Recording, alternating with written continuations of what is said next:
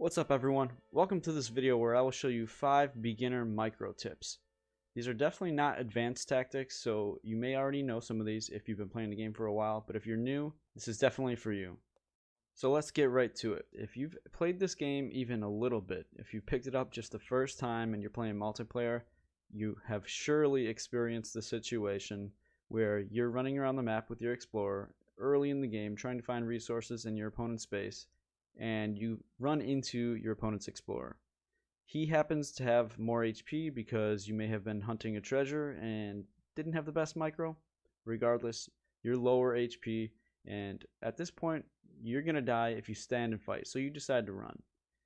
And once you start running, you get snared and you realize that you're not really getting very far, so you just right click towards your TC and hope that he makes it in time before he dies. Most of the time he won't make it.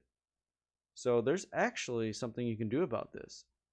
If you time it just right and you attack your opponent's explorer, and the key is it has to be a melee attack, so you want to switch to your melee stance, that is going to put snare on your opponent's explorer, and you have to time this so that you do it just ever so slightly right after they attacked you. So if you do that and then immediately after the attack tell your explorer to head away from his explorer, you can actually put snare on him, so that can create a large enough gap where you're able to escape, and at the very least you can buy some time until his next snare. If you get the attack perfect, you can break the snare entirely and you'll be free. Now there is also a counter to this, which is probably for more advanced players, but if you are trying to do that and you're escaping, the way that whoever's trying to attempt this can keep the snare is once they hit the explorer, between their reload animation, because they only attack in melee every 1.5 seconds, you want to step closer to your target so that they can't break the snare, because the snare is all about timing and space. You need to create space, so if you close that gap, they can't get away. If you can master this, then you won't have to listen to this anymore.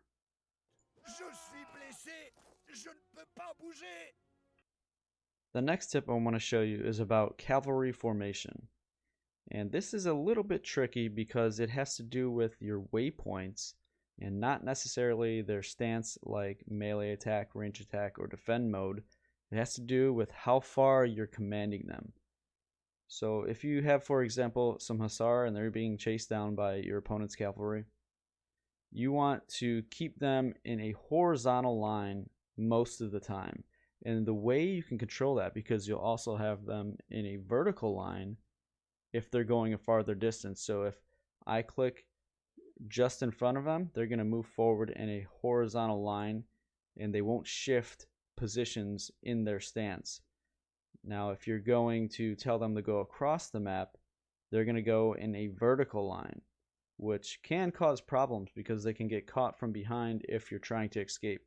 So you want to be very careful with this when you're commanding your units around your opponent's base or around their military. This can also be used in an aggressive way where you're pursuing your opponent's units and you want to get your units to go into a vertical line, because they will shift and sometimes speed up to get closer to that destination. But again, you have to send a waypoint that's far across the map. So there are some tricks to use with this. It can end up saving you a lot of units and sometimes getting you some extra kills.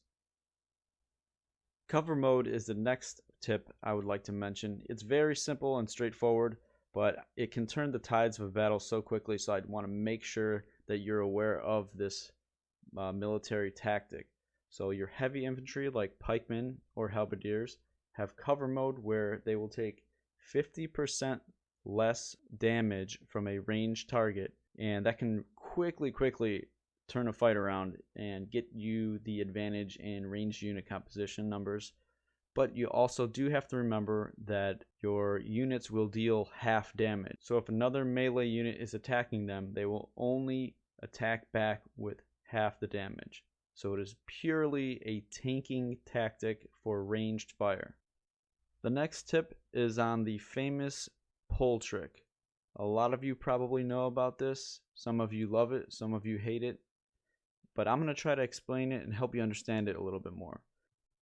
What it does is simply help your units catch up with the rest of the group. It is most effectively used when you have a large group of cavalry and a smaller number of skirmishers or infantry.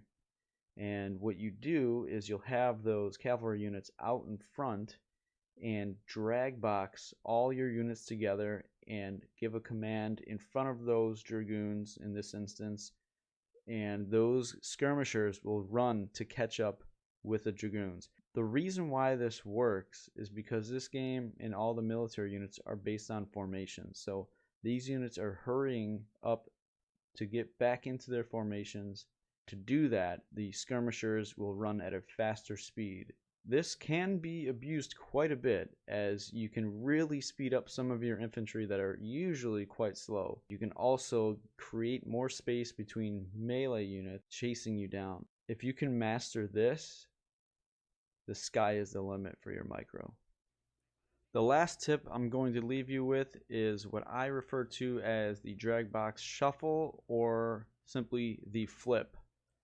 And this again has to do with the formations in the game, the military formations that the units always try to abide by.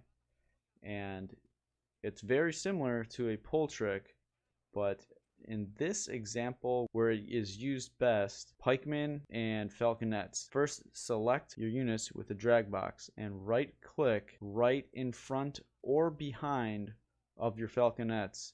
Your units will quickly flip and get into formation. This is very useful if you find yourself out of formation and you want to reposition your units. This is very useful. This is a well-known tactic for your classic drag boxers. You all know them on the ladder. This is what they have to master to be competitive. That's all I have for you guys in this video. Special thanks to Baron for helping me out with this. Thank you to my members for the support. I hope you guys enjoyed this video. Please like and subscribe, and I'll see you in the next one.